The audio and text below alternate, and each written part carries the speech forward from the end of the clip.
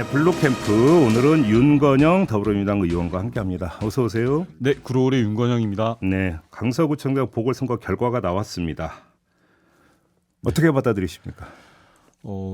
강서 주민들이 화가 많이 나신 것 같아요. 화가? 예, 정부에 대한 화. 네, 윤석열 대통령과 윤석열 정부에 대해서 일종의 경고를 내렸다고 봐야 될 것 같고요. 네. 유죄 판결 받은 다음에 석 달 만에 사면하고 또 억지로 후보로 내보낸 그런 용산에 대해서 화가 많이 난 것 같고요.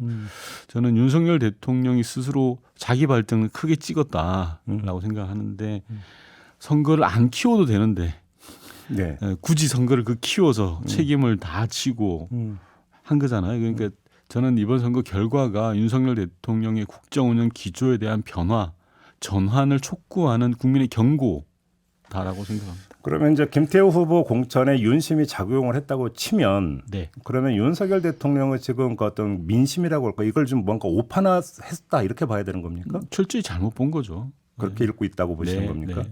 그거에 대한 국민들 특히 강서 주민들의 경고다라고 봐야죠. 투표는 어떻게 분석을 하세요?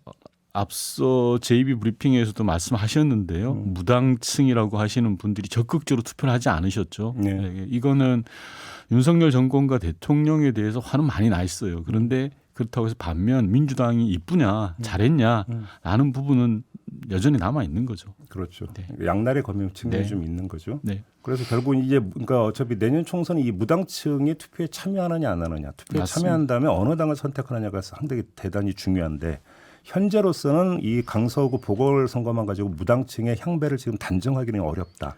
당연히 단정할 수는 없고요. 다만 이 강서 보궐선거라는 게 내년 총선에 대한 가늠자, 뭐 전초전 이렇게 볼 수는 있습니다. 분명히 하나의 방향성을 나타내는 거니까. 그렇다고 시범 경기 이겼다고 정규 시즌 이기는 건 아니잖아요. 지금부터 6개월 동안이 핵심이거든요. 예. 그래서 국민의힘이나 민주당 공이 지금부터 6개월 어떻게 하느냐. 저는 핵심은 정책과 사람으로서 유능함을 어떻게 보여주는가에 있다고 생각합니다. 그래서 특히 민주당 같은 경우에는 태도도 중요. 예, 어떤 태도도 태도요? 예를 들어서 국민들은 정치하는 사람들의 태도를 보고 판단하는 게 저는 많다라고 생각을 하거든요. 예. 선거에서 이겼다고 자만하면 안 되고요. 겸손해야 됩니다. 속된 표현으로 골프하고 선거는 머리 들면 지는 거거든요. 이럴 때일수록 머리 숙이고, 네, 숙이고. 조금 전에도 말씀드렸다시피 국민이 민주당이 이뻐서라기보다는 윤석열 정부가 싫어서 이런 경고를 던진 거지 않습니까? 그러면 뭐 민주당이 승리했을 때 오히려 더 잘해야 된다고 생각합니다. 그래요. 알겠습니다. 아무튼 그 이재명 대표 체제에 대한 아마 관심도 되게 많은데 네. 영장이 기각이 되면서 체제가 공고가 됐고 여기다가 보선 승리까지 갔으면 이재명 체제는 뭐 거의 이제 탄탄한 기반이 올라가는 거 아니냐 이런 분석도 따라 나올 것 같은데 어떻게 보십니까? 장애는 없죠. 검찰의 무리한 체포영장이 기각이 되고 예. 걱정했던 보궐선거가 승리를 했기 때문에 이재명 대표 체제에서 걸림돌은 없을 것 같아요. 당장은. 다만 조금 전에도 말씀드렸다시피 승리했을 때 오히려 더 잘해야 되거든요. 네. 승자의 저주라는 게 있지 않습니까? 그런 부분들이 닥치지 않도록 잘 살펴야 될 부분이라고 생각해요. 그래요. 그러면 지금 그 일단 하나 좀 넘어야 되는 산이 아직도 그러니까 저기 꺼지지 않고 있는 이른바 가결파 의원들에 대한 처리 문제가 좀 있지 않습니까? 이 문제는 어떻게 풀어야 된다고 생각하십니까? 저는 대표께서 영장 기각 후에 처음으로 내놓은 메시지에서 통합을 담아냈다, 통합을 강조했다라는 건 대단히 중요한 포인트라고 생각을 합니다. 사실 민주당 내의 이견은 시냇물 수준이에요. 오다가 봤던 예를 들면 안양천 수준인 거죠. 근데 민주당하고 국민의힘의 차이는 바다 같은 차이가 있는 거거든요. 동해바다보다 더 넓은. 그래서 이 작은 차이는 극복해야 됩니다. 선거를 앞두고 내부와 싸울 게 아니라 외부와 싸워야 된다라는 말씀드리고 싶고요. 그래서 지금 민주당은 그런 준비를 해야 된다는 말씀드리고 싶어요. 김기현 체제는 유지가 될 거라고 보십니까? 어떻게 보십니까? 저는 어제 있었던 보궐선거 결과를 보고 세 가지 포인트를 봐야 된다고 생각합니다. 네. 첫 번째, 김행 후보자를 어떻게 할 거냐. 그대로 갈 거냐 아니면 임명 철회할 거냐. 네. 저는 이번 보궐선거 패배 1등 공신이 김행 후보자인 것 같거든요. 그것도 영향이 컸다고 보세요? 상당히 컸죠. 청문회장에서 도망가는 경우가 어디 있습니까? 그래서 청문회장에서도 못 버틴 사람이 장관 자리를 어떻게 지킬 수 있겠나 싶고요. 음. 저는 뭐 더 이상 버티는 건 오기다. 그래서 어제 선거 결과를 보고 첫 번째 포인트는 김행 후보자를 처리하느냐 아니면 강행하느냐. 그 요거. 변화된 모습을 보여주는 하나의 지표가 될 그렇죠. 거다. 네. 두 번째는 용산의 책임, 용산의 반성인 것 같습니다. 예. 왜냐하면 이번 선거는 원인 제공자인 김태우 후보를 내세웠다는 것부터가 문제인데 그게 사실상 용산 윤석열 대통령의 뜻이었잖아요. 그러니까 그 책임을 어떻게 할 거냐, 반성을 어떻게 보여줄 거냐. 근데 그게 쉽지가 않은 게 저 특별 사면 잘못했네요라는 얘기로 연결이 되는데 그게 가능하겠습니까? 예를 들어서 대통령이 역대 정권 같은 경우 이런 경우에는 민심을 수용하는 그런 메시지를 던져야죠. 메시지라도. 네. 그리고 다른 한편으로서 대통령실 개편이라든지 선택할 수 있는 길은 여러 가지가 있다고 생각합니다. 인사가 있다. 네, 인사든 메시지든. 그러면 개편이라고 하는 것은 어느 선까지입니까? 그 비서실장까지를 이야기하는 겁니까? 저라면 다 바꾸죠. 뭘 한 게 있다고 뭘 이렇게 지금 잘못하고 있는데 정권 20개월 동안에 미천이 드러났는데 예. 저는 저라면 다 바꿉니다. 어쨌든 예. 세 가지 포인트의 마지막 포인트는 저는 국민의힘의 변화라고 생각합니다. 왜냐하면 강서 주민들이 그런 선택을 한 건 국민의힘이 용산 대통령실의 출장소 같다라는 느낌을 받은 거지 않습니까? 당으로서의 활력을 못 줬다는 느낌이 들거든요. 그렇다면 저는 수도권에 있는 의원들이 가만히 있지 않을 것 같아요. 국민의힘 의원들이. 움직일 거라고 보세요? 네, 저는 뭐 그 움직임은 반드시 있습니다. 다만 그게 국민의힘의 변화를 견인해낼 것이냐 아니면 찻잔 속의 태풍이 될 거냐의 차이는 있지 그런 움직임조차 없으면 그게 당이겠습니까? 남의 당 대해서 이야기할 건 최소한 아닙니다. 관찰을 시키든 못 시키든 김기현 대표 물러나라는 목소리는 나올 것이다라고 보십니까? 네, 변화는 해야 된다라는 목소리는 근데 반드시 물러날까요 그러면? 안 물러나죠. 사람 안 바뀝니다. 안 물러날 거다. 네. 안 물러났으면 좋겠다는 뜻 아닙니까 혹시? 민주당 의원으로 지금 그 말씀하시는 겁니까? 정치는 상대적인 거라 예. 상대가 소위 말해서 똥볼을 차주는 게 되게 좋거든요. 근데 저는 지금 민주당은 상대의 실책을 기다려서는 안 된다고 생각하고요. 민주당은 민주당의 길을 가야 된다라고 말씀드리고 있습니다. 지금 의원님이 짚었던 그 세 가지가 만약에 다 이루어진다면 그때는 민주당이 오히려 더 힘들어진다 이런 말씀이십니까? 거꾸로 이야기를 하면? 맞습니다. 그럼 되게 국민의힘과 윤석열 집권 세력의 절박함을 보여주는 거거든요. 예. 그러니까 총선에서 이기는 쪽은 누가 더 절박하냐의 싸움입니다. 국민의힘이 말씀드렸던 그런 세 가지의 변화를 이뤄낸다. 그럼 대단히 절박함을 보여주기 때문에 민주당으로서는 쉽지 않은 싸움이 되죠. 그렇게 보시는 거고. 알겠습니다. 뭐 보선 이야기 나오다 보니까 자연스럽게 총선까지 얘기가 좀 연결이 됐는데 그 관련해서 제가 한번 질문 하나 이거 드려볼게요. 의원님께서 네. 국회의원 사선 연임 금지 법안을 발의한 적도 있으시잖아요. 그렇습니다. 제가 그래도 명색이 국회의원 되고 처음으로 내놓은 법안입니다. 이게 이제 하태경 의원이 해운대에서 더 이상 출마하지 않고 서울로 옮기겠다라고 이야기하면서 이게 다시 이제 그 이야기가 되고 있는데 네. 그 소신은 지금도 변함이 없으십니까? 변함없고요. 우스갯소리 한번 하면 제가 사석에서 처음 국회의원이 돼서 초선들 재선들한테 야 이런 법이 있다 우리 같이 해보자 그랬더니 다 좋아했거든요. 근데 막상 법안 발의하려면 도장을 받아야 됩니다. 국회의원 10명 이상 도장 찍어달라 그러니까 안 찍어주시던데요.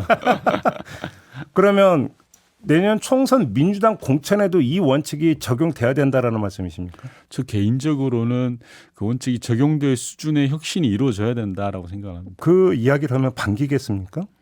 싫어하죠, 당연히. 그래서 네. 민주당 중진 분들은 제가 지나가면 뒤에서 막 궁시렁대고 그러시는데요. 그래요? 근데 네. 근데 그럼에도 불구하고 그래야 되는 이유가 뭡니까? 우선 저는 한 지역에서 4선, 5선 하는 것 자체가 뭐 중요하진 않다고 생각합니다. 중요한 건 한국 정치가 국민으로부터 신뢰를 받지 못하는 상황에서 충격요법이 필요하다는 겁니다.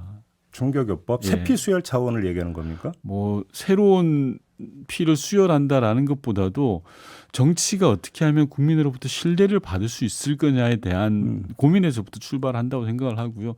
그동안 정치권 내가 스스로 못 해왔거든요. 네. 그러니까 강제적으로라도 그런 조치를 해보자. 예. 라는 차원에서 말씀드렸던 거죠. 그럼 혹시 그 공천 국면에서 의원님이 깃발 들고 혹시 이걸 뭔가 관철시키기 위해서 조직적으로 움직일 생각도 있으십니까? 혹시 지금 저보고 죽으라고 지금 말씀하시는 아니 법안 발의까지 하셨으면 당연히 해야죠. 하실 겁니까? 예. 그러면 하태경 의원의 결단은 상당히 높게 평가하시겠네요. 저는 하태경 의원이 나름 큰 결심을 했습니다. 왜냐하면 예. 편한 곳을 두고 어려운 곳으로 가셨잖아요. 네. 외야 가릴 것 없이 쉬운 일은 아닙니다. 다만 여의도 평가는 상반되는 것 같아요. 네. 중진들의 험지 출마의 신호탄이 될 것이다라고 이렇게 긍정적으로 봐주시는 분들이 있는데 소수설이에요. 다수설은 아이고 뭐 살기 위해서 그런 거지 어쩔 거야. 이거 뭐 찻잔 속의 태풍이지. 그리고 윤핵관들한테 끌려 나오기 싫으니까 자기 발로 나온 거야라고 하는 게 다수설 같아요. 아직까지는. 저도 개인적으로는 석연치 않은 상황에서 석연치 않은 메시지를 던진 것 같다라는 생각이 듭니다. 알겠습니다. 아무튼 동일 지역구에서 3선까지 하고 4선부터는 아니다. 네. 라는 소신을 만약에 갖고 계신다라면 네. 근데 이거와는 또 다른 차원의 중진 험지 출마론이 있잖아요. 궤를 같이 하는데요. 예. 정치를 잘하고 국민들로부터 신뢰를 받는 정당이라면 자연스럽게 스스로 중진들이 그런 길을 선택하게끔 유도하고 만들어 가겠죠. 제도적인 강제나 압박이 아니라. 그래서 그걸 정치를 잘하면 저는 그렇게 된다고 생각을 하는 거고요. 네. 즉 다시 말해서 핵심은 주도적으로 할 거냐 아니면 국민 여론에 이끌려 억지로 하는 거냐 끌려가는 거냐의 문제인 것 같아요. 그래서 민주당이나 국민의힘이 주도적으로 중진들의 험진 출마를 이끌어낼 거냐 자발적으로. 근데 뭐 중진 이야기 하기 전에 민주당 어떤 그 의원 같은 경우는 이재명 대표 보고 분당 나가라 이렇게 얘기하던데 이런 거 어떻게 된 거예요? 저는 대표의 출마 지역 선택의 문제는 최후의 선택의 문제입니다. 그거는 선거 전략으로 볼 때 아주 정점에 있는 포인트입니다. 네, 그렇게 뭐 하죠. 그걸 네. 개인의 호불호에 따라서 이야기할 건 아니고요. 네. 선거 전략 차원 전체로서 판단해야 될 지점이 있다라고 봅니다. 알겠습니다. 좀 다른 문제 여쭤보는데 국회 정보위 야당 간사시잖아요. 네. 지금 국정원이 선관위 한국인터넷진흥원과 함께 합동 보안 점검을 했어요. 네. 그 결과 선관위의 사이버 보안 관리가 부실하다. 북한 등 해커가 언제든 중앙선관위 투개표 관리 시스템에 침투해서 개표 결과도 바꿀 수 있는 수준이다. 이런 결과를 내놨습니다. 어떻게 평가하십니까? 저는 국정원이 나가도 너무 나갔다고 생각합니다. 아, 그래요? 예. 어떤 이 점에서요? 투표 조작 프레임 또는 선거 무효 프레임은 소위 말하는 꼴통 보수들이 하는 거였거든요. 그런데 국가기관이 나서서 사실상 그런 주장에 동조하는 분위기를 만들고 있어요. 만약에 그렇다면 어제 강서 선거도 조작될 수 있다라고 지금 이야기하는 거 아니겠습니까? 심지어 같은 국가기관인 선관위는 펄쩍 찍어둔 게 아니다. 그럴 수 없다. 네. 근데 국가기관끼리 손발이 맞아야 되는데 이런 정부 저는 처음 봅니다. 서로 해킹이 되냐 안 되냐 이런 거 가지고 서로 싸우는 것 자체가 있을 수 없거든요. 의도적 과장이라고 보시는 거네요. 그렇죠. 그리고 저는 콩가루 집안 같아요. 선관위는 안 된다. 국정원은 된다. 이러는 것 자체가요. 아니 굳이 그럴 이유가 뭐가 있어요, 근데? 그러니까요. 그리고 또 하나 두 가지 문제가 있는데 100번 1000번 양보해서 국정원의 주장이 맞다. 손 치더라도 그걸 동네방네 소문낼 일입니까? 예. 소리 소문 없이 치밀하게 보안 대책을 만드는 게 국가기관으로서 해야 될 일이죠. 그렇죠. 선거 예. 조작이 가능하다고 동네방네 소문내면서 그런 프레임을 만드는 것 자체가 저는 의도가 있다라는 거고요. 두 번째는 이번 정치적 국정원의 발표가 사실상 선관위 조사 등이 다 끝난 게 9월 22일이라는 거 아닙니까? 그런데 보궐선거 하루 전날 그 발표하는 그 자체가 정치적으로 그거 어떻게 연결이 되는 거예요? 선거에서 네. 아까도 제가 말씀드렸잖아요. 모두에 투표 조작 프레임, 선거 무효 프레임에 대한 건 아스팔트 콘크리트 이 꼴통 보수들이 해왔던 주장이에요. 그걸 국가기관이 앞장서서 분위기를 만들고. 장난칠지 모르니까 더 많이 투표장에 가야 된다. 혹시 이런 어떤 그 연결 지점을 그러니까 고려했다라는 겁니다. 여러 가지가 있는 거죠. 예. 그래서 저는 국정원이 왜 이러지? 나가도 너무 나갔는데 설령 100번 양보해서 그러사 손 치면 치밀하게 소리 소문 없이 보완하고 국가기관끼리 협업해서 만들어야 되는 건데 그렇죠. 예. 이걸 동네방네 소문내고 있으니 너무 나가는 거죠. 모신 김에 이것도 좀 여쭤볼게요. 9.19 군사합의 효력정지 얘기가 지금 나오고 있지 않습니까? 네. 어떻게 평가하십니까? 왜 그러는지 모르겠어요. 9.19 군사 합의를 파기하면 대체 누가 이득을 보는지 되묻고 싶습니다. 아무튼 근데 주장의 핵심은 정찰을 못하는 게 문제라는 거잖아요. 제가 거꾸로 여쭤볼게요. 최근에 팔레스타인하고 이스라엘 사태에서도 보듯이 이스라엘이 자랑하는 아이언 돔으로 모든 미사일을 막았습니까? 뚫렸죠. 다 뚫렸지 않습니까? 예. 제일 중요한 거는 북한의 미사일 또는 장사정포를 못 쏘게 하는 거지 힘을 겨루면서 싸울 일이 아니라고 저는 생각을 하거든요. 예를 들어서 윤석열 정부가 북한에 대해서 승리하고 응징할 수 있다면 이스라엘처럼 그렇게 전쟁하고 하는 게 맞습니까? 사람들이 우리나라 대한민국 국민이 죽고 끌려가고 다치고 하는 게 맞냐라고 저는 되묻고 싶어요. 정부가 해야 될 일은 예.